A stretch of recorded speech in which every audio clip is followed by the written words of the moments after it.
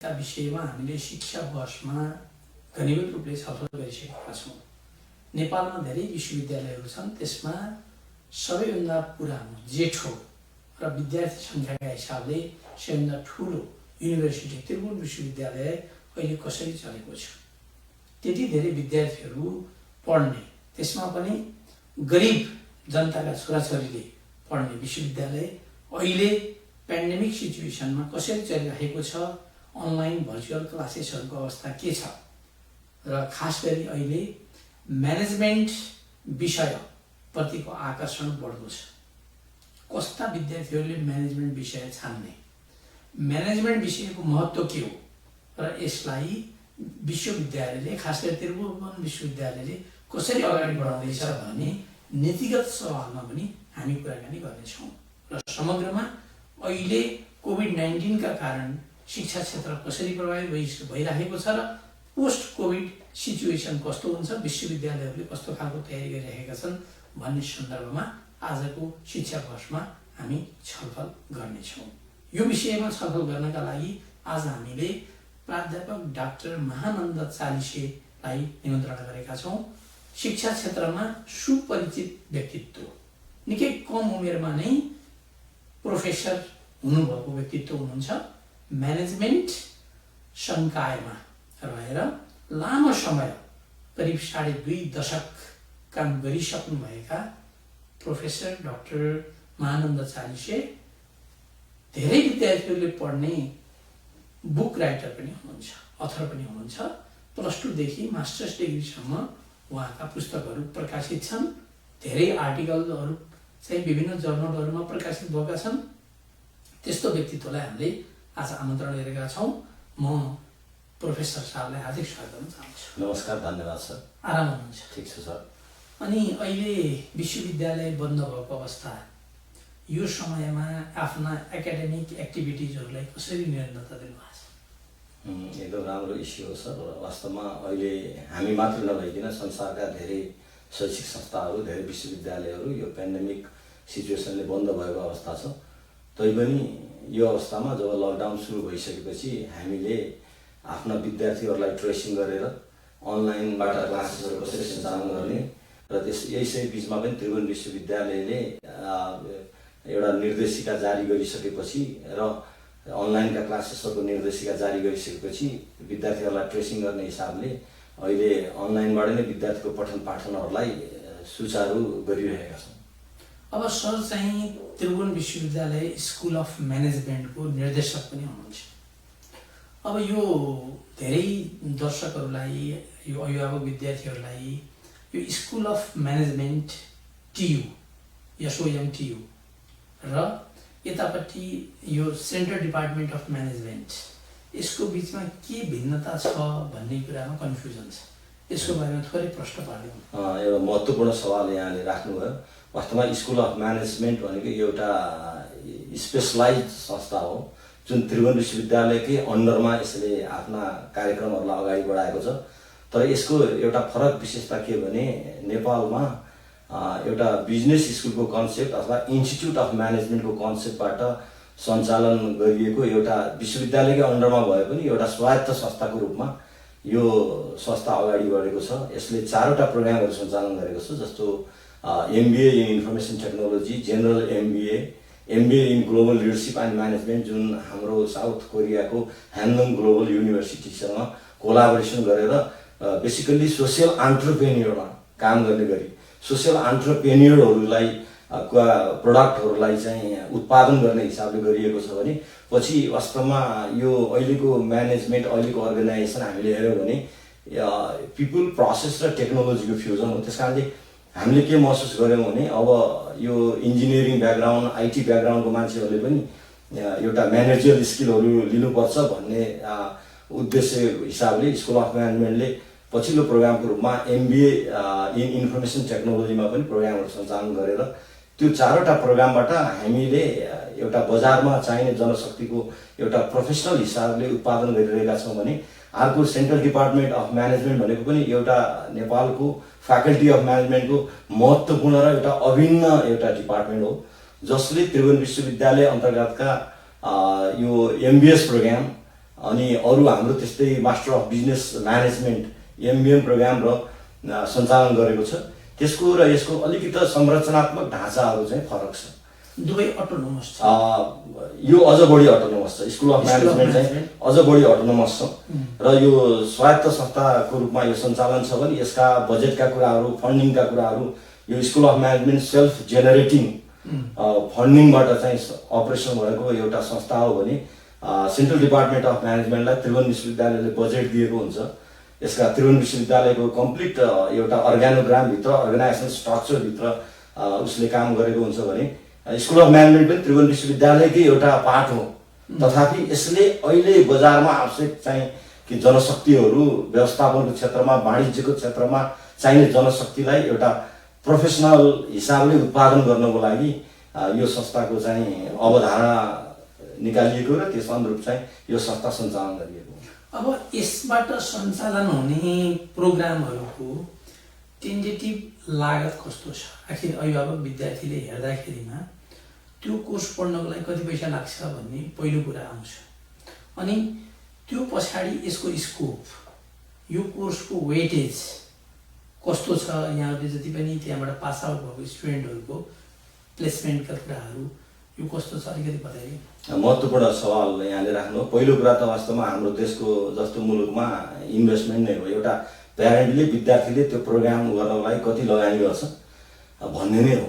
वास्तवमा यो as compare to प्राइभेटको हिसाबले यो त एउटा सरकारी संस्था हो। यो कस्ट टु कस्ट बेनिफिटमा हामीले विद्यार्थीहरूलाई नेसनल तथा इन्टरनेसनल एक्सपोजरको हिसाबले पनि हामीले विद्यार्थीहरूलाई चाहिँ एउटा संसारका विभिन्न युनिभर्सिटीसँग, जस्तै अहिले स्कुल अफ म्यानेजमेन्टको सन्दर्भमा यहाँले हेर्नुभयो भने हामीसँग यो ह्यान्डोङ ग्लोबल युनिभर्सिटी साउथ कोरियाकोसँग हाम्रो कोलाबोरेसनमा छ। त्यस्तै चाइनाको south western university of finance and इकोनोमिक्ससँग हाम्रो चाहिँ एकाडेमिक कोलाबोरेसन छ। यो पेन्डेमिकको सिचुएसनमा पनि यहाँले हेर्नुभयो भने 150 भन्दा बढी हाम्रा विद्यार्थीहरूले बिजनेस सिमुलेसनको कोर्सेसहरू अहिले यहीँबाट नै, अनलाइनबाट नै हाम्रो विद्यार्थीहरूले त्यो किसिमको आइडियाहरू, नलेजहरू चाहिँ जेनेरेट गरे भने हामीले त्यस्तै इन्डियाका अरू युनिभर्सिटीसँग कोलाबोरेसन गरेका छौँ र हामीले प्रोफेसनल मान्छेहरू, प्र्याक्टिसनरहरूको बेटर फ्युजनबाट यो प्रोग्रामलाई हामीले सञ्चालन गरेका छौँ। त्यसकारणले विश्वविद्यालयले हामीलाई स्कुल अफ म्यानेजमेन्टलाई बजेट पनि दिएको हुँदैन। तपाईँले अरू सेन्ट्रल डिपार्टमेन्ट लगायत अरू हाम्रा आङ्गिक क्याम्पसहरूका चाहिँ त्यहाँ चाहिँ शिक्षकहरूका, प्राध्यापकहरूका दरबन्दी हुन्छ भने यो एउटा स्वायत्त भएको हुनाले यसले आफूले सेल्फ जेनेरेटिङ एउटा फन्डको एप्रोचबाट चलेको हुनाले हाम्रो अब फाइनेन्सियली नै मैले यहाँलाई भनौँ 4 लाखदेखि हाम्रो 6 लाखसम्म, हामीले मिनिमम 4 लाखदेखि हाम्रो 6 लाखसम्म विभिन्न प्रोग्राममा, भनेको हामीसित अहिले 4वटा प्रोग्राम छ। 4वटा प्रोग्राममा हामीले फाइनेन्सियली त्यति स्टुडेन्टहरूले कन्ट्रिब्युट अथवा इन्भेस्टमेन्ट गर्नुपर्ने हुन्छ। 2 इयर्स प्रोग्राम हो, हाम्रो सेमेस्टर सिस्टम हो। अर्को अब अहिले यो स्कुल अफ म्यानेजमेन्ट भन्दा पनि इन्स्टिट्युट अफ म्यानेजमेन्टको रूपमा यसलाई हामीले विकास गरेका छौँ। हेर्नुहोस्, अब अहिले तपाईँले 2012-13 पछाडिको लिट्रेचर हेर्नुभयो भने नलेज भन्दा पनि ठुलो पावर भनेको एटिट्युड हो। किनभने हामीले यो आस्क मोडल भन्दो रहेछ कि म्यानेजमेन्टमा, एटिट्युड, स्किल र नलेज। र हामीले हाम्रा विद्यार्थीहरूलाई एउटा समाजमा कसरी कम्प्याटेबल हुने, सोसाइटीका डिफ्रेन्ट स्टेक होल्डरहरूसँग कसरी फिट हुने, कर्पोरेट सेक्टरमा कसरी फिट हुने भन्ने हिसाबले एउटा कन्भेन्सनल अप्रोचबाट मात्रै त्यसका पेडागोजी अथवा एन्ड्रागोजी के हो ती मात्रै नभइकन हामी अहिलेको मोडर्न प्रविधिबाट पनि हामीले आफ्ना लर्निङ स्ट्र्याटेजीहरूलाई विद्यार्थीसँग डिसिमिनेट गर्ने प्रभाव गरेका छौँ।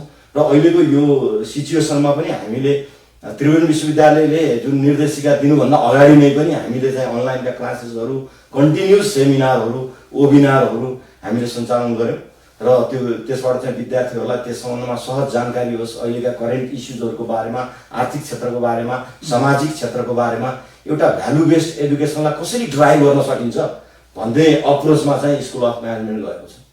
अब एकदमै समसामयिक सवाल, जीवनको परीक्षा पास गर्न आवश्यक हुने कुरा, त्यो लाइनमा म्यानेजमेन्ट एजुकेसन अगाडि बढ्नुपर्ने। खास गरी सरको कुराकानी गर्दाखेरिमा सरले 11-12 को करिकुलम बनाउने, त्यो सब्जेक्ट कमिटीमा रहनेदेखि विश्वविद्यालयको विषय समितिमा रहेर अहिले उच्चमा पनि अति उच्च लेभलको एउटा एकाडेमिक ड्राइभरको रूपमा काम गरिराख्नु भएको छ। त्यो नेतृत्व यहाँको हातमा छ। अब यो म्यानेजमेन्ट एज अ होलमा म्यानेजमेन्टमा जाने विद्यार्थीहरू किन म्यानेजमेन्ट पढ्ने, यो म्यानेजमेन्ट एजुकेसनको इम्पोर्टेन्स स्कोप के छ त? धेरै महत्त्वपूर्ण सवाल हो। वास्तवमा हामीले कुनै पनि एकाडेमिक सिस्टममा 3टा मेटाफोरहरू हुन्छ। एउटा हाम्रो करिकुलम, दोस्रो हाम्रो पेडागोजी र तेस्रो हाम्रो इभ्यालुएसन्स। र वास्तवमा नेपालमै हेर्नुभयो भने म्यानेजमेन्ट एडुकेसन अलमोस्ट हामीसँग अहिले 4 लाख प्लस चाहिँ त्रिभुवन विश्वविद्यालयसँग नेपालको मोर देन 80% टोटल एडुकेसनको चाहिँ कपासिटी त्रिभुवन विश्वविद्यालयले वहन गरेको छ। र त्यसमा पनि तपाईँले 50% विद्यार्थीहरू अहिले म्यानेजमेन्ट एडुकेसनमा हामीसँग छन्। र डेफिनेटली हाम्रो 3टा मेटाफोरहरू नै हामीले भन्नुपर्छ। म्यानेजमेन्ट एडुकेसनमा हामीले त्यसलाई समय सापेक्ष समाजको आवश्यकता अनुरूप, अहिलेका कर्पोरेट सेक्टरको आवश्यकता अनुरूप, बजारको निड अनुरूप चाहिँ हाम्रा 3टा डोमेनहरू जस्तै करिकुलमको कुरा, पेडागोजीको कुरा र इभ्यालुएसनको कुरालाई हामीले परिवर्तन गरेका छौँ र परिवर्तन गर्दै गइरहेका छौँ। र अर्को कुरा के हो भने वास्तवमा यो 2016 पछाडिको लिट्रेचर हेर्नुभयो भने म्यानेजमेन्ट भनेको कस्तो भन्दा म्यानेजमेन्ट भनेको लाइफ स्टाइल हो। हेर्नुहोस्, म्यानेजमेन्ट भनेको हामीले कुनै थ्योरी अथवा बुकमा भयो जस्तो management is an art of getting things done by others मात्रै नभइकन अहिले म्यानेजमेन्टलाई लाइफ स्टाइलको हिसाबले संसारको इन्स्टिच्युट अफ म्यानेजमेन्ट बिजनेस स्कुलहरूले पनि त्यसरी लिन थालेका छन्। भने अब यो लाइफ स्टाइल भन्ने बित्तिकै हामीले 2टा कुराहरू हामीले बुझ्नुपर्ने हुन्छ। एउटा पर्सनल लाइफ र अर्को प्रोफेसनल लाइफ। र हामीले हाम्रा व्यवस्थापनका विद्यार्थीहरू अहिले यो मेरो अब्जर्भेसन होइन, संसारमै मैले डिस्क्रिमिनेट गर्न खोजेको होइन, अलमोस्ट संसारलाई लिड गर्ने अथवा डिसिप्लिनमा हेर्ने भने यो नम्बर 1 एडुकेसनको रूपमा विश्वव्यापी रूपमा पनि आएको छ। किनकि यसले भ्यालु बेस्ड एडुकेसनलाई इन्डिकेट गरेर गएको छ। भनेको मतलब हामीले अब कस्तो जानुपर्छ र कस्तो सिकाउनुपर्छ भने कुनै विद्यार्थीलाई तपाईँ सक्सेसफुल सिइओ बन्ने अथवा सक्सेसफुल म्यानेजर बन्ने अथवा सक्सेसफुल एन्टरप्रेन्योर मात्रै होइन कि पहिला you try to be a successful person. र हेर्नुभयो भने पनि तपाईँ यदि सक्सेसफुल पर्सन हुनुहुन्छ भने definitely you can be successful in every domain and every aspect of society. Self management. त्यस कारणले सक्सेसफुल पर्सन कसरी बन्ने भन्ने क्रममा चाहिँ हामीले त्यस्ता किसिमका भ्यालु बेस्ड कोर्सेसहरू अहिले तपाईँले संसारका टप युनिभर्सिटीहरू जस्तै लन्डन बिजनेस स्कुल, हार्वर्ड युनिभर्सिटीको कतिपय करिकुलमहरूलाई हेऱ्यौँ भने पनि, इन्डियन इन्स्टिच्युट अफ म्यानेजमेन्टको करिकुलमहरूलाई हेऱ्यौँ भने पनि हामीले उनीहरूले पनि अहिले आफूलाई प्याराडाइम सिफ्टको अवस्था अथवा रिडिफाइनको अवस्था अथवा रिइन्भेन्टको अवस्थामा गएको देखिन्छ। भने हुन त अब त्यहाँको कन्टेक्स्ट र यहाँको कन्टेक्स्ट फरक छ। हेर्नुहोस् होइन, not necessary the management style which is applied in United State or UK maybe fit in the Nepalese context, तर म्यानेजमेन्ट भनेको मोर कन्टेक्स्चुअल हो। त्यस कारणले अहिले मैले देखेको त्रिभुवन विश्वविद्यालयको फ्याकल्टी अफ म्यानेजमेन्टले आफ्ना कोर्सेसहरूलाई, आफ्ना पेडागोजीहरूलाई अलिकति कन्टेक्स्चुअलाइज गर्दै गएको छ। र जहाँसम्म स्कुल अफ म्यानेजमेन्टले त हामीसित नेपालका एकदमै सिनियर लेभलका प्राध्यापकहरूले यहाँ अध्यापन गर्नुहुन्छ। त्यस्तै हामीसित प्राइभेट सेक्टरका चाहिँ मान्छेहरूको चाहिँ कन्टिन्युज चाहिँ हाम्रो चाहिँ भिजिटिङ क्लासहरू, गेस्ट लेक्चरहरू हुन्छ। अनि उहाँहरूको प्र्याक्टिसनरहरूको रेगुलर क्लासेसहरू पनि हामीले एकाडेमिया प्लस प्र्याक्टिसनर बिचको फ्युजन गरेर गएका छौँ। त्यस कारणले हामीले अहिले नलेज भन्दा पनि एटिट्युड र स्किललाई कसरी फ्युजन गरेर जान सकिन्छ, किनभने within a fraction of minutes you can acquire the knowledge. अहिले नलेज पाउनको लागि त्यति डिफिकल्ट छैन जस्तो लाग्छ। कुनै पनि विद्यार्थी अहिले इन्टरनेटमा अनलाइनमा हेऱ्यो भने what is happening in China, what is happening in Nepal, what is happening in India, you can identify, you can explore, just a click. Yes, तर सबभन्दा ठुलो कुरो के हो भने त्यो एटिट्युडलाई हामीले कम्प्याटेबल बनाउन सकेका छौँ कि छैनौँ। तपाईँ भोलि कर्पोरेट सेक्टरमा जाँदै गर्दा एउटा विद्यार्थी त्यहाँको जुनियरसँग, सिनियरसँग, एउटा प्रोफेसरसँग, एउटा सोसाइटीको, किन के भन्छ भने अहिलेको लिट्रेचरहरूले अहिलेको समाजले व्यवस्थापनको विद्यार्थीलाई हेरिरहेछ अरे कि कसरी उसले म्यानेज गरे हुन्छ, उसको आफ्नो लाइफस्टाइललाई कसरी म्यानेज गरे हुन्छ, अनि उसले प्रोफेसनल लाइफलाई कसरी म्यानेज गरे हुन्छ, उसले पर्सनल लाइफलाई कसरी म्यानेजमेन्ट गरे हुन्छ। तपाईँले देख्नु भएको छ हामी कतिपय सक्सेसफुल सिइओ भन्छौँ, सक्सेसफुल एन्टरप्रेन्योर भन्छौँ। Do you think that all they are successful in their family life? So therefore if you see the literature after 2010 the management एडुकेसनको फिलोसफीमै परिवर्तन आएको देखेको छु मैले। त्यस कारणले हामीले पनि त्यो कुराहरूलाई अलिकति why don't we adapt in the school of management भन्ने हिसाबले हामीले त्यसका इन्ग्रिडियन्टहरूलाई नेपालको सन्दर्भमा पनि त्यसलाई कन्टेक्स्चुअलाइज गरेर जानुपर्छ भन्ने हिसाबले हामीले त्यो अनुरूपका चाहिँ करिकुलमहरू त्यो अनुरूपका चाहिँ पेडागोजीहरूलाई पनि हामीले आत्मसात गरेर अगाडि बढाउने प्रयास गरिरहेका छौँ र बढाइरहेका छौँ। अब सरले बडा महत्त्वपूर्ण कुरा गर्नुभयो, म्यानेजमेन्ट सेल्फ म्यानेजमेन्टबाट सुरु भयो। एक्ज्याक्टली। आफै म्यानेज हुन सकेन भने उसले चाहिँ अब संस्थाको, देशको, समाजको कसरी म्यानेजमेन्ट गर्न सक्छ, कम्पनीको कसरी म्यानेजमेन्ट गर्न सक्छ। अब एउटा कुरा सरलाई म एकदमै हार्दिक बधाई पनि ज्ञापन गर्न चाहन्छु टेलिभिजनको तर्फबाट र मेरो तर्फबाट पनि। यहाँ नेपाली काङ्ग्रेस जस्तो एउटा ऐतिहासिक जनताले विश्वास गरेको ठुलो पार्टीको शिक्षा विभागको सदस्यमा पनि नियुक्त हुनुभएको छ। धन्यवाद। प्रोफेसर डाक्टर महानन्द चालिसी होइन, त्यो कङ्ग्रेस पार्टीका लागि पनि राम्रो भयो। अब यहाँले पनि त्यहाँ एक खालको इनपुट दिनुपर्ने छ। सरलाई कहिलेकाहीँ एउटा प्रोफेसर, धेरै पढाइयो, धेरै यस्ता ज्ञानगुणका कुराहरू गरियो, यस्तो म्यानेजमेन्टका कुराकानी गरियो, यो देशमा राजनीतिक अस्तव्यस्तता देख्दा र यो पार्टीहरूमा चाहिँ यो म्यानेजमेन्टको अवस्था देख्दाखेरिमा धिक्कार लाग्दैन? महत्त्वपूर्ण सवाल हो सर। मैले एउटा के कुरा बुझेको छु भने पोलिटिक्स आफैमा खराब होइन। हेर्नुहोस्, राजनीति खराब होइन। राजनीतिलाई ड्राइभ गर्ने पात्रहरू ठिक हुनु पर्यो, पात्रहरूमा सुधार हुनु पर्यो, पात्रहरूले को लिडरसिप र भिजनलाई कसरी मेटेरियलाइज गर्ने, कसरी इम्प्लिमेन्ट गर्ने भन्ने कुरा चाहिँ महत्त्वपूर्ण कुरा हो। अहिले धेरै त्यो किसिमका समस्याहरू छन्। त्यस कारणले अहिले हामीले हेऱ्यौँ भने पनि अब त्यो कुराहरू कुनै पनि कुनै एउटा कङ्ग्रेसभित्र मात्रै नभइकन कुनै पनि नेपालका राजनीतिक पार्टीभित्र त्यो पार्टीलाई कसरी व्यवस्थापन गर्ने, किनभने हामीले देखेका छौँ बाहिरतिर पनि हेर्नुभयो भने पोलिटिकल लिडरहरूले क्र्यास कोर्सहरू गरिरहेको हुन्छ। तपाईँ हेर्नुभयो भने संसारको टप युनिभर्सिटीमा मैले देखेको छु संसारका राम्रा पोलिटिकल लिडरहरू चाहिँ क्र्यास कोर्स गर्न, केस स्टडी, म्यानेजमेन्ट कसरी गर्ने, सेल्फ म्यानेजमेन्ट कसरी गर्ने, लिडरसिप कसरी गर्ने, होइन, अनि यो चाहिँ प्रोएक्टिभ कसरी गर्ने।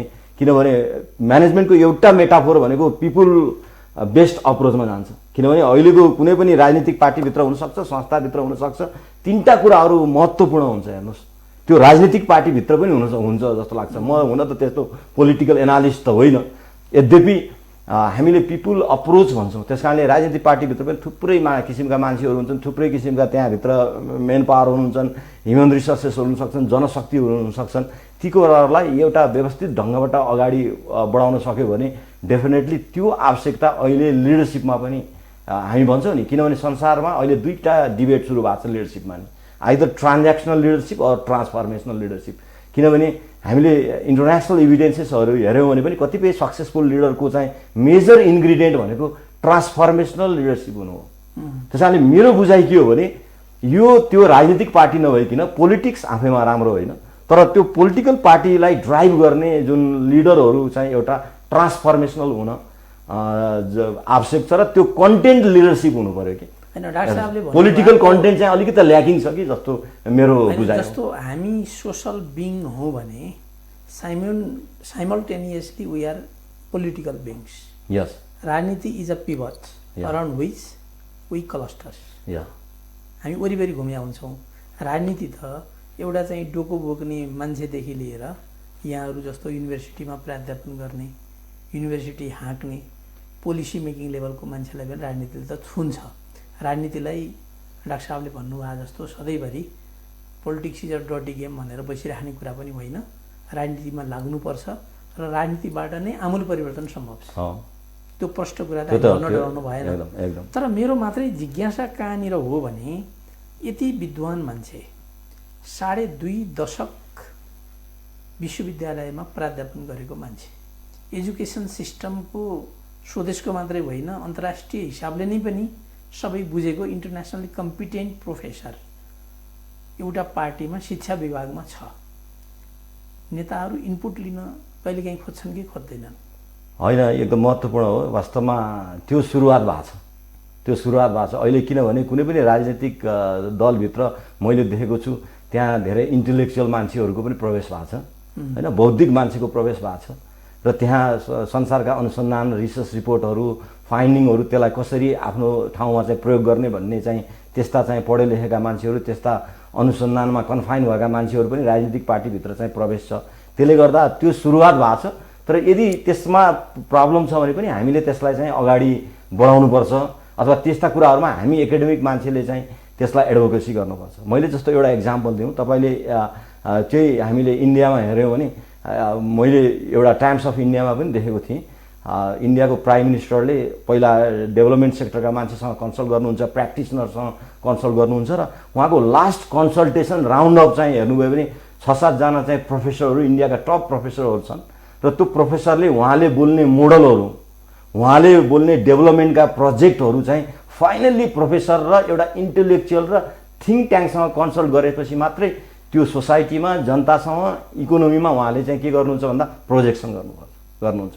त्यसमा हामी कहाँ पनि अब यो आवश्यकता छ। हामी कहाँ पनि यदि पोलिटिकल पार्टिजहरू चाहिँ अब अलिकति एकाडेमिक, इन्टेलेक्चुअल, रिसर्च बेस्ड अप्रोचमा र यो लेभलका मान्छेहरूसित चाहिँ एउटा कोलाबोरेसन गरेर गयो भने डेफिनेटली त्यो किसिमका परिवर्तनहरू सरले भने जस्तो त्यो आवश्यकता छ र सुरु पनि हुन थालेको छ सर।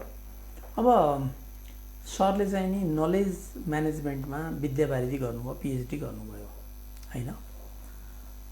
अब यो नलेज म्यानेजमेन्ट चाहिँ स्टुडेन्टहरूले अथवा कुनै पनि व्यक्तिले यो नलेज म्यानेजमेन्टको अन्तर्य चाहिँ संक्षेपमा जानकारी दिउँ न। यो महत्त्वपूर्ण इस्यु हो वास्तवमा नलेज म्यानेजमेन्ट। हेर्नु, मैले सुरुमा चाहिँ यो पिएचडीकै दौरानमा मैले यसलाई अलिकति यो ज्ञान व्यवस्थापन भन्ने बित्तिकै कुनै आध्यात्मिक हिसाबले हो कि के हो भन्ने कुरा चाहिँ मैले बुझेको थिएँ, तर यो नयाँ इस्युज लाग्यो, यो कन्टेम्पोरेरी इस्युज अफ म्यानेजमेन्ट हो। त्यसपछि मैले थुप्रै लिट्रेचरहरूको चाहिँ अध्ययन गरेँ। गर्दा गर्दै मलाई त्यसमा कन्ट्रिब्युट गर्नुपर्छ र हामी कहाँ हाम्रो कन्टेस्टमा वास्तवमा मैले पिएचडी गर्ने बेलासम्म नलेज म्यानेजमेन्टमा कसैले त्यसमा अनुसन्धान गर्नुभएको थिएन र यसमा गर्नुपर्छ भनेर मैले सुरु गरेँ र त्यसमा मैले नलेज म्यानेजमेन्टमा म फर्स्ट नै हो। मैले पाएसम्म मेरो जानकारीमा। त्यसपछि हामीले काठमाडौँ युनिभर्सिटीमा, त्रिभुवन युनिभर्सिटीमा, अरू युनिभर्सिटीमा पनि हामीले यो नलेज म्यानेजमेन्ट सम्बन्धी कोर्सेसहरू राख्यौँ। अहिले त्रिभुवन विश्वविद्यालयमा पनि हेर्नुभयो भने हाम्रो विभिन्न प्रोग्रामहरूमा चाहिँ नलेज म्यानेजमेन्टको हामीले सिलेबस पनि हामीले तयार गरेर विद्यार्थीहरूलाई त्यसको थ्योरिटिकल एडभोकेसी हामीले सुरु गरेका छौँ। वास्तवमा यो बडो इन्ट्रेस्टिङ के हो भने हामीले तीनटा इस्युजहरू, तीनटा मेटाफोरहरू यसको हुन्छ। नलेज एक्विजिसन भन्छ, हामीले नलेज एक्वायर गर्नु पर्यो, जस्तो ज्ञान प्राप्ति गर्नु पर्यो। जस्तो तपाईँले अहिले we have different sources of knowledge, किनभने नलेज नर्मल्ली ट्यासिट नलेज र एक्सप्लिसिट नलेज भन्दो रहेछ कि। ट्यासिट नलेज भनेको हाम्रो हेड नलेज, जुन हाम्रो एक्सपिरियन्स, अब्जर्भेसन छ, त्यो एउटा ट्यासिट नलेज हो। एक्सप्लिसिट नलेज भनेको जुन knowledge which are in documented, जस्तो तपाईँ डेटाबेस हुनसक्छ, लाइब्रेरीको बुकहरू हुनसक्छ, थुप्रै इन्टरनेटहरू हुन सक्छन्, हामीसित थुप्रै नलेज ब्याङ्कहरू हुनसक्छ। त्यसबाट हामीले नलेज एक्विजिसन गर्नु पर्यो। हामीले अहिले थुप्रै सोर्सेसहरू छ नि, अनि भने अर्को एक्विजिसन गरेको नलेजलाई हामीले कति त्यसलाई डिसिमिनेट गरेका छौँ त। किनभने हामी कहाँ हेर्नुभयो भने तपाईँसित प्रशस्त नलेज छ तर you are unable to disseminate to others because you do not want to disseminate to others. क्या मैले किन सेयर गर्ने अरूलाई? मैले जाने भने त मेरो कोर कम्पिटेन्सिज चाहिँ लेस हुनसक्छ भन्ने त्यो किसिमको माइन्डसेट, त्यो किसिमको cultural, there are so many barrier. Technology barrier हुनसक्छ, कल्चरल बेरियर हुनसक्छ, माइन्डसेटको बेरियरहरू हुनसक्छ, एटिट्युडको बेरियरहरू हुनसक्छ होइन। अनि त्यो आवश्यकता छ, किनभने डिसिमिनेट हुनु पर्यो। जस्तो अहिले नेपालकै कन्टेम्पोरेरी सेक्टरमा, कर्पोरेट सेक्टरमा हामी गइयो भने कति ठाउँमा इन्टरनल्ली नै त्यहाँका सिओ हुनसक्छ, त्यहाँका डिपार्टमेन्टल हेडहरू हुनसक्छ, उहाँहरूले डेली ट्रान्सफर्म गर्नुभएको छ। त ट्रान्सफर्मेसन एकदमै नेसेसरी छ। हेर्नुहोस्, तब हामीले जानेको कुरा हामीसँग मात्रै राखेर सीमित हुँदैन, किनभने पहिलेदेखिबाट नै भन्छौँ हामी ज्ञान जति बाँड्यो भने त्यति बढ्छ। र अर्को एउटा डिसिमिनेट भयो भने अर्को एउटा नलेज म्यानेजमेन्टको महत्त्वपूर्ण पार्ट भनेको के हो भने युटिलाइजेसन। मैले एक्वायर गरेँ तर मैले how far I am able to utilize, म आफैले युटिलाइज गरेँ कि गरिनँ, अरूलाई भन्न त सजिलो छ, यसो गर उसो गर, यसरी खोज, यो गर, यो हो नयाँ कुरा, यो ट्याक्निक्स हो, यसरी जानुपर्छ भनेर हामी सल्लाह दिन त सजिलो हुन्छ नि, तर हामीले यो प्रयोग गरेका छ कि छैनौँ, मैले त्यो कुरालाई प्रयोग गरेको छ कि छैन। त्यो कुरा तीनटा कुराहरू चाहिँ बेसिकल्ली मैले हेरेको थिएँ। र हेर्दाखेरिमा हामी कहाँ त पहिला तपाईँले भनेको जी नलेज म्यानेजमेन्ट भनेको के हो भन्ने कुरा, ती जार्गन, त्यसका टर्मिनोलोजी, त्यसका एकाडेमिक थ्योरिटिकल एडभोकेसीमै ल्याकिङ देखियो। हेर्नुहोस्, कसैले टेक्नोलोजीको एउटा टुलको रूपमा पनि त्यसलाई व्याख्या गर्न खोजे होइन। तर अहिले नलेज म्यानेजमेन्टलाई ह्युमन सिस्टम र पिपुल पर्सपेक्टिभबाट संसारका तपाईँले वर्ल्ड ब्याङ्क हेर्नुहोस्, ठुला ठुला कर्पोरेट सेक्टरहरू हेर्नुहोस्, ठुला ठुला म्यानुफ्याक्चरिङ कम्पनी हेर्नुहोस्, तिनीहरूले अहिले knowledge management department knowledge management centre भनेर इस्टाब्लिस गरेका छन्। अहिले डिपार्टमेन्ट भने जस्तै तपाईँको knowledge management centre knowledge management department भनेका छन्। सिओ भन्न छोडिसके अहिले चिफ नलेज अफिसर भन्न थालेका छन्। सी के हो, किनभने हामीले यो अहिलेको इकोनोमी नै हेर्नुभयो भने नलेज बेस्ड इकोनोमी भन्छ के बेस्ड इकोनोमी। त्यस कारणले तीनटा कुराहरूलाई हामीले जहिले पनि बुझ्नुपर्ने हुन्छ, knowledge acquisition, knowledge dissemination and knowledge utilisation. अब यसका थुप्रै अथाह इस्युजहरू, यसका डोमेनहरू थुप्रै छन्, तर के त भन्दाखेरिमा यी तीनटा कुराहरूलाई हामीले मेटेरियलाइज गरेर गर्न गयौँ भने, किनभने त्यसले अहिले अर्गनाइजेसनमा एउटा बिजनेस मोडलको रूपमा यसले ठुलो कन्ट्रिब्युट गर्न सक्छ भन्ने नै अनुसन्धानहरूले र अनुसन्धान मात्रै नभइकन अनुसन्धानबाट आएका फाइन्डिङहरूलाई प्रयोग गरेका संसारका टप कम्पनीजहरूले पनि रिसर्चबाट पनि प्रुभ गरिसके। यो एकाडेमिक रिसर्च मात्रै जुन लाइब्रेरीमा थन्किने मात्रै होइन सर, हामी कहाँ त थुप्रै छ नि, मान्छेले पिएचडी गर्छ, एमफिल गर्छ, दुनियाँ रिसर्च गर्छ। त्यो रिसर्च गरेको फाइन्डिङलाई सोसाइटीका डिफ्रेन्ट स्टेक होल्डरहरूसँग अथवा त्यसका कन्सर्न स्टेक होल्डरसँग हामीले ट्रान्सफर्म गर्न सकेको कि सकेनौँ।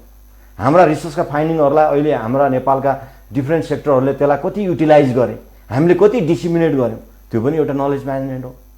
त्यस कारणले यसको ब्रोड इस्युजहरू छन्।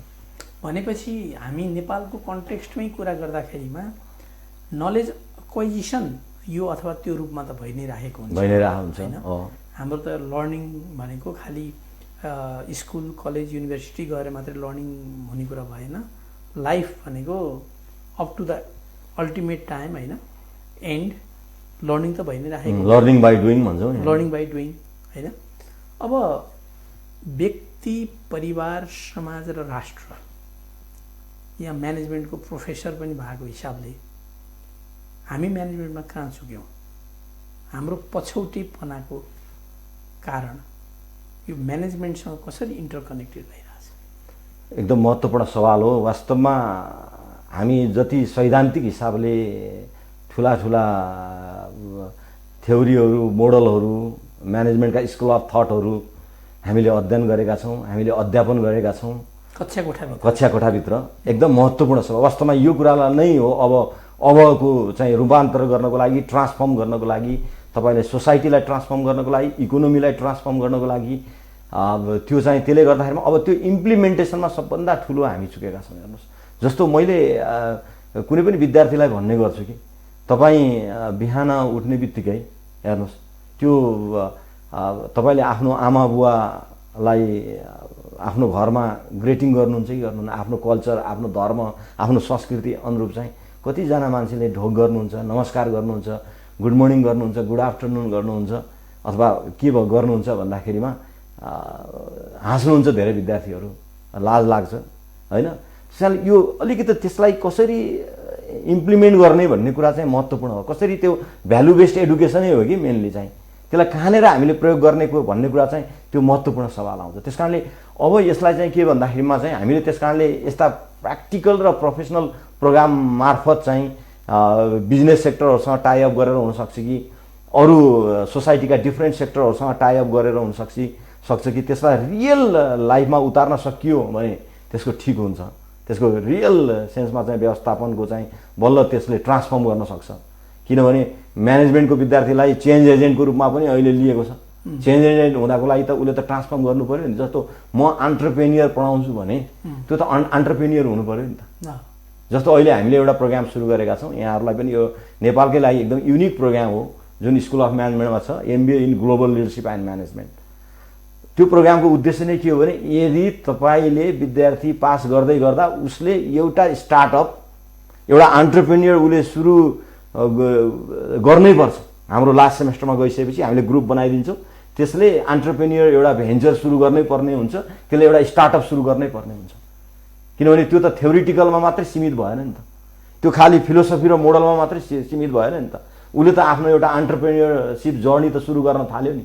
त्यस कारणले त्यो एजुकेसन अलिकति वैज्ञानिक किसिमको एजुकेसनलाई हामीले जानुपर्छ। त्यो चाहिँ अहिले वास्तवमा ल्याकिङ छ। त्यसमा फ्याकल्टी अफ म्यानेजमेन्ट चाहिँ अगाडि बढेको देखिन्छ सर। अब एउटा कुरा चाहिँ सरले आज प्रष्ट बताइदिउँ, धेरै विद्वानहरूले, सरका विद्यार्थीहरूले, सरले नै पिएचडी गराएका अनुसन्धानकर्ताहरू धेरैले यो हाम्रो कार्यक्रम हेर्नुहुन्छ अहिले हामी प्रत्यक्ष प्रसारणमा छौँ। हामी पुनर्प्रसारण पनि सरको कार्यक्रम म टेलिभिजन म्यानेजमेन्टलाई अनुरोध गरेर अलिक बढी नै प्रसारण गरौँला। त्यसमा समस्या छैन, किनभने म्यानेजमेन्ट हामी सबैको सरोकार हो। यहाँले काम गर्दा युनिभर्सिटीमा त्यो फङ्सनिङमा त्यहाँको अर्ग्यानोग्राममा पोलिटिक्सको इन्टरफेरेन्स र पोलिटिक्स कहाँनिर अब्स्ट्याकल भएको महसुस हुन्छ सरलाई? यो महत्त्वपूर्ण सवाल सरले राख्नुभयो। वास्तवमा मैले अघि भने नि पोलिटिक्स चाहिन्छ, तर पोलिटिक्सले दिने डिरेक्सन भिजन चाहिँ कतिपय ठाउँमा हामी कहाँ फिट छैन, कम्प्याटेबल छैन।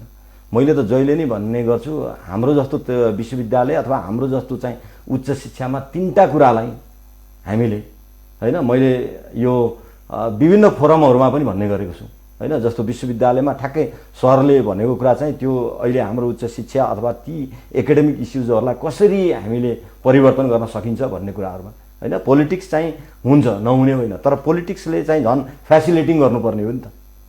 राजनीतिले फेसिलिटिङ गर्ने हो। राजनीतिले चाहिँ कन्फ्रन्टेसन लिड्स टु डेभलपमेन्ट भन्छ कि, त्यो भित्र एउटा क्रिटिसिजम हुन्छ हैन। अहिले हामी भन्छौँ नि यो एज भनेको क्रिटिकल रियालिजमको एज हो। र तीनटा कुरा चाहिँ हामीले सुधार गर्नुपर्छ हामीभित्र। एउटा स्ट्रक्चरल इन्टरभेन्सन, हेर्नुहोस् हामीसित केही स्ट्रक्चर संरचनागत हिसाबले पनि केही समस्याहरू छन्। अहिले विश्वविद्यालय जहाँ म काम गरेको छु, हाम्रै त्रिभुवन विश्वविद्यालयमा हेर्ने हो भने पनि संरचनात्मकगत हिसाबले प्रब्लमहरू छ। त्यहाँ स्ट्रक्चरल इन्टरभेन्सन चाहिँ यदि इम्प्रुभमेन्ट गर्ने सरले भने जस्तो हिसाबले जाने हो भने हामीले स्ट्रक्चरल चेन्ज गर्नु अथवा स्ट्रक्चरल इन्टरभेन्सन आवश्यकता छ भने। अर्को महत्त्वपूर्ण चाहिँ के त भन्दा पिपुल बेस्ड इन्टरभेन्सन भन्छ। हेर्नुहोस् यो मेरो अब्जर्भेसन होइन, यो संसारको यस्ता उच्च शिक्षा अथवा युनिभर्सिटीहरूको विकासका क्रममा भएका अनुसन्धानले निकालेका फाइन्डिङहरू प्रुभ भएका कुराहरू मैले यहाँ गर्दैछु। अर्को चाहिँ तपाईँको पिपुल बेस्ड इन्टरभेन्सनमा हामी प्रोफेसर हौँ, हामी कर्मचारी होला, हामी विद्यार्थी होला, हामीले विश्वविद्यालयमा हुँदा मेरो ड्युटी के हो त? म प्रोफेसर हो भने मैले प्रोफेसरसिप मेन्टेन गर्नको लागि मेरा नर्म्सहरू के हुन् त? मैले कति रिसर्च गरेको छु, मेरा कति पब्लिकेसनहरू छन्, म कति इथिकल्ली क्लासमा पसेको छु, मैले इथिकल्ली कति आफ्ना नलेजहरू डिसिमिनेट गरेको छु, त्यसलाई आफू कति युटिलाइजेसन गरेको छु, त्यो एउटा चाहिँ पिपुल बेस्ड इन्टरभेन्सन जरुरी छ। हेर्नुहोस् होइन, अब मैले यो त्यो नभनौँ, कुनै पनि नेपालको अहिले कुनै पनि विश्वविद्यालयमा कुनै पनि उच्च शिक्षाका चाहिँ मेकानिजमहरूमा पिपुल बेस्ड इन्टरभेन्सनको आवश्यकता छ भने। अर्को टेक्नोलोजी बेस्ड इन्टरभेन्सन भन्छौँ कि हामी, स्ट्रक्चर पिपुल र टेक्नोलोजी। जस्तो टेक्नोलोजीमा प्रविधि, अब अहिलेका चाहिँ युनिभर्सिटीहरू हेर्नुहोस् प्रविधिको हिसाबले पनि कहाँ पुगिसके। अहिले पेन्डेमिककै अवस्थामा पनि हामीले कतिपय ठाउँमा अहिले अनलाइनकै क्लासेसहरूमा हेऱ्यौँ भने पनि कतिपय डिजिटल्ली फ्रेन्डली, डिजिटल लिटरेसीका कुराहरू, टेक्नोलोजिकल्ली चाहिँ क्यापेबल हो। हामीसित टेक्नोलोजिकल समस्याहरू छ। नेपाल जस्तो मुलुकहरूमा इन्टरनेटको समस्या होला, इलेक्ट्रिसिटीको समस्याहरू होला, हुँदै पनि त हामी टेक्नोलोजिकल सेवी त हुनु पर्यो नि, टेक्नोलोजिकल्ली इक्विप त हुनु पर्यो नि। यहाँहरूले आर्जन गर्नुभएको ज्ञान, सिप, दक्षता, विज्ञता भनौँ न, त्यसको इम्प्लिमेन्टेसन जुनसुकै गभर्मेन्ट हुँदाखेरिमा पनि, जसको पार्टीको गभर्मेन्ट आउँदाखेरिमा पनि यहाँहरूलाई असजिलो महसुस हुने अवस्था छ कि छैन? त्यस्तो छैन। तर अब अलिकति त्रिभुवन विश्वविद्यालय अथवा नेपालका कतिपय उच्च शिक्षाहरूमा केही इन्टरभेन्सन त डेफिनेटली गभर्मेन्टको भइ नै हाल्छ।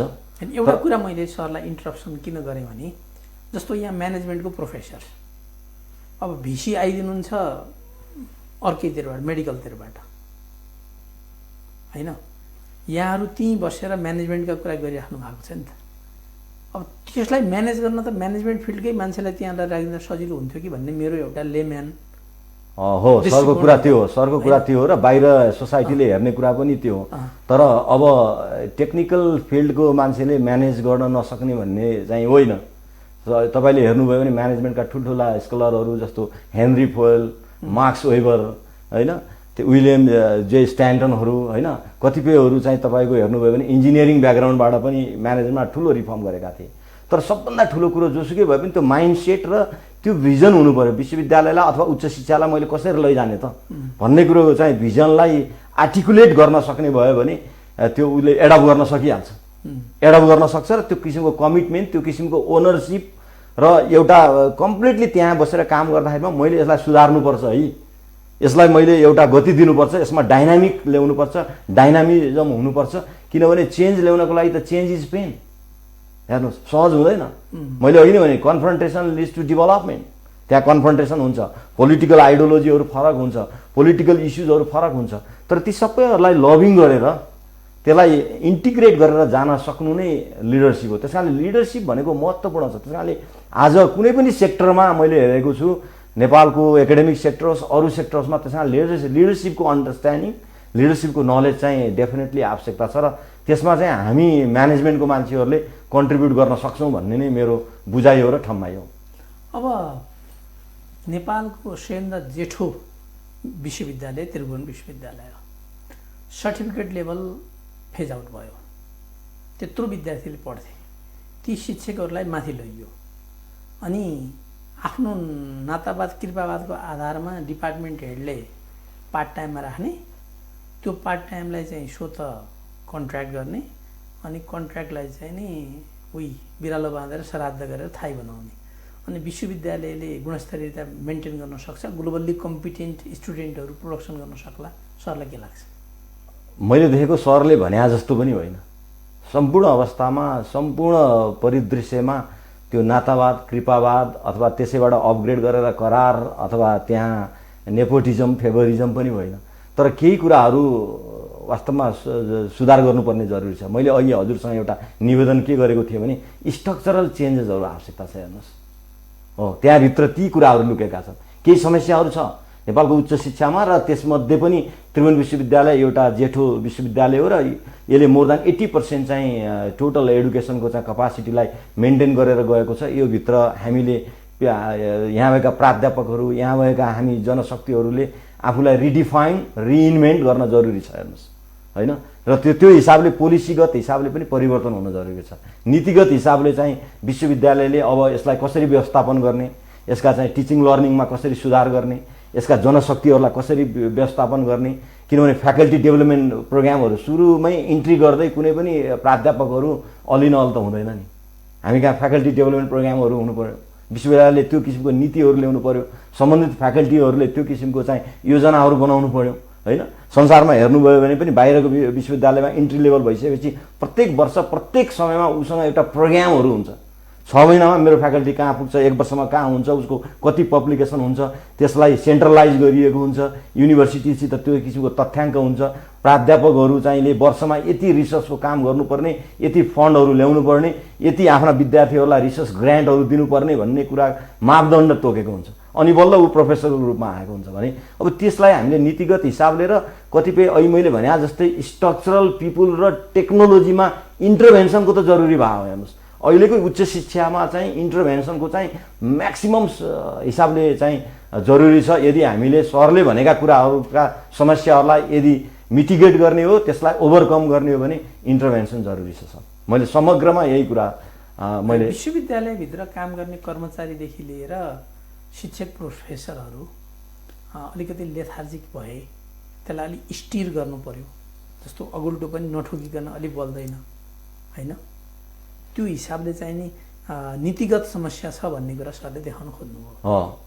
अलिक प्रोएक्टिभ बनाउनु पर्यो। सबै लेथार्जिक पनि होइन। कतिपय प्राध्यापकहरू हाम्रो इन्टरनेसनल लेभलमा पनि हुनुहुन्छ। हामीसित थुप्रै इन्टरनेसनल लेभलको एउटा त्यो साइन्टिस्टकै हिसाबले काम गर्ने, संसारका विभिन्न ठाउँहरूमा आफ्ना अनुसन्धानहरू, पब्लिकेसनहरू, इभन एकाडेमिक रिसर्च मात्रै होइन, हामी कहाँ फ्याकल्टी अफ म्यानेजमेन्ट हेर्नुभयो भने एक्सन रिसर्चमा पनि धेरै पारङ्गत प्राध्यापकहरू हुनुहुन्छ। तर अब त्यहाँ भएका रिसर्चहरू, त्यहाँ भएका एक्टिभिटिजहरू, ती कुराहरूलाई राज्यले एउटा इन्टिग्रेट गरेर जानु पर्यो। होइन, त्रिभुवन विश्वविद्यालयले एउटा यस्तो पोलिसी ल्याउनु पर्यो कि जति पनि गभर्मेन्टका अनुसन्धानहरू छन् त्यो चाहिँ विश्वविद्यालयबाट भेन्टिलेट हुनु पर्यो। जस्तो तपाईँले एउटा इक्जाम्पल हेर्नुभयो भने बेजिङ सहरको प्लानिङ चाहिँ बेजिङ युनिभर्सिटीले गर्दै आयो, होइन। किन हाम्रो विश्वविद्यालयहरूमा थुप्रै रिसर्च सेन्टरहरू छन्, अनुसन्धान केन्द्रहरू छन्, होइन। अब ती केन्द्रहरूलाई अलिकति रिभाइटलाइज गरेर चाहिँ जानुपर्ने हुन्छ र त्यो हिसाबले त्यसमा चाहिँ नीतिगत पनि आवश्यकता छ र कहिलेकाहीँ पोलिसीले पनि केही गर्ने होइन र त्यसकारणले अलिकति इन्टरभेन्सन गर्न सक्ने लिडरसिप हो नि।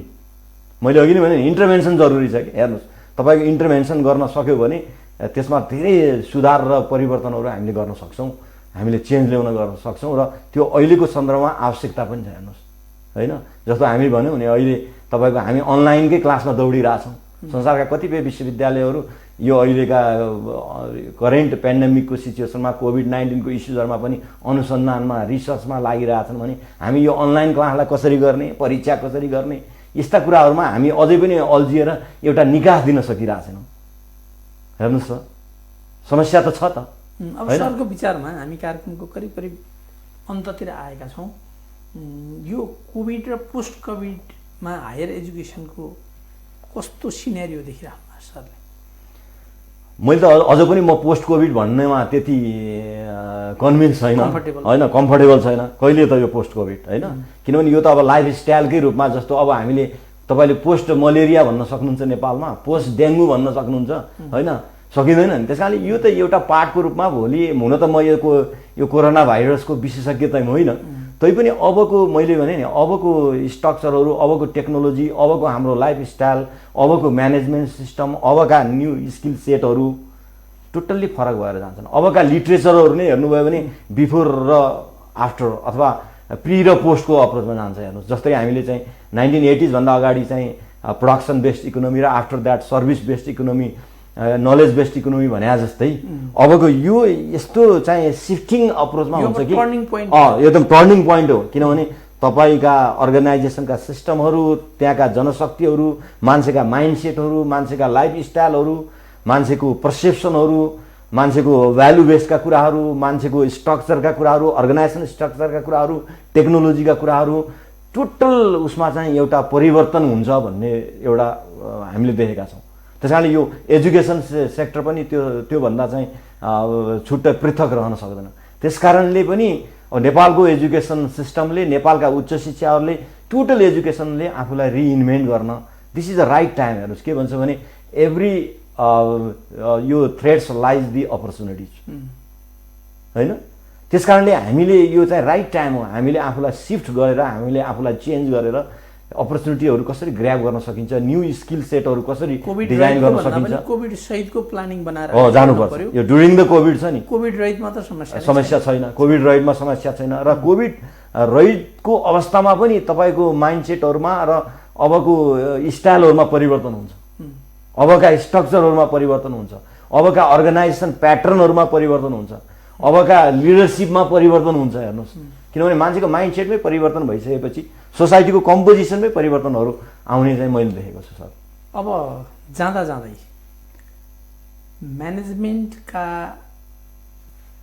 एस्पिरेटर्स, एसपी जसले म्यानेजमेन्ट पढ्छु भनेका छन् होइन, ती तमाम विद्यार्थी अथवा जसले म्यानेजमेन्ट पढिराखेका छन् त्यो विद्यार्थीहरूको ठुलो समूह, मैले म्यानेजमेन्ट विषय छानेर गल्ती गरेँ कि म साइन्स पढेको भए डाक्टर हुन्थेँ होला, इन्जिनियर हुन्थेँ होला, म म्यानेजमेन्टमा आएँ होइन भन्ने पनि धेरै विद्यार्थीको जमात छ होइन। यो विद्यार्थीहरूलाई सरको के सन्देश छ? मैले देखेको र मैले बुझेको, मैले अध्ययन गर्दाखेरिमा मैले अघि पनि भने म्यानेजमेन्ट भनेको एउटा लिडिङ डिसिप्लिन हो। हेर्नुहोस् कुनै पनि सेक्टरमा अहिले तपाईँ हेर्नुभयो भने राम्रो राम्रो युनिभर्सिटीमा म्यानेजमेन्ट एडुकेसन चाहिँ पढ्नको लागि डक्टर, इन्जिनियर तिनीहरू लालाइ छन्। मैले देखेको छु, मैले आफूले फिजिकल्ली पनि कतिपय युनिभर्सिटी जाँदाखेरिमा त्यहाँको युनिभर्सिटीका मास्टर प्रोग्रामहरूमा इन्टरेक्सन गर्दा तपाईँको चाहिँ एमबिएका क्लासेसहरूमा, म्यानेजमेन्टका क्लासेसहरूमा डक्टर, इन्जिनियरहरू पढ्नुहुन्छ भनेपछि म्यानेजमेन्टको इम्पोर्टेन्स त तपाईँको every sector of society, every step of life, मैले अघि नै भने जस्तो तपाईँको चाहिँ पर्सनल लाइफ र प्रोफेसनल लाइफ दुइटै लाइफमा म्यानेजमेन्ट चाहिँ इक्वल्ली चाहिँ आवश्यकता छ। तर अहिले के त भन्दा म्यानेजमेन्टको विद्यार्थीहरूले अब हामीले आफूलाई रिडिफाइन गर्नुपर्ने जरुरत छ। रिडिफाइन झन् यो पेन्डेमिकको सिचुएसनको कारणले गर्दा आफूलाई रिइन्भेन्ट गरेर जान जरुरी छ। अब अहिले यो ग्लोबलाइजेसन होइन कि यो लोकलाइजेसनको perspective, local economy, local resources, किनभने व्यवस्थापन भन्ने बित्तिकै एउटा रिसोर्ससँग जोडिएको हुन्छ, एउटा अर्थतन्त्रसँग जोडिएको हुन्छ, एउटा बजारसँग जोडिएको हुन्छ, एउटा जनजीविकासँग जोडिएको हुन्छ। त्यस कारणले तीनटा कुराहरूमा व्यवस्थापनको विद्यार्थीले बुझ्नु पर्यो। एउटा इन्करेज, इन्गेज र एन्टरप्रेन्योर भन्छु म जहिले पनि।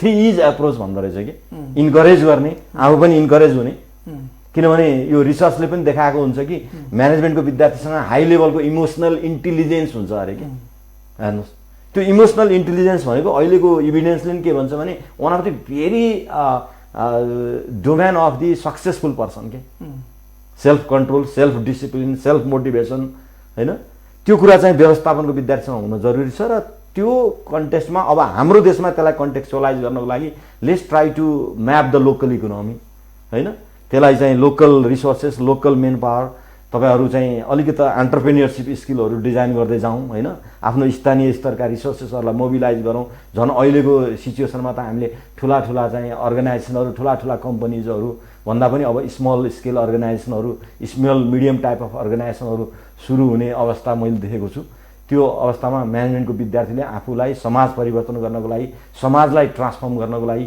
किनकि every management graduates and management students are transformational leader मेरो लास्टमा चाहिँ हेर्नु त्यसकारणले त्यो अनुरूप आफूलाई चाहिँ फिट र कम्प्याटिबल बनाउँदै जानुपर्छ।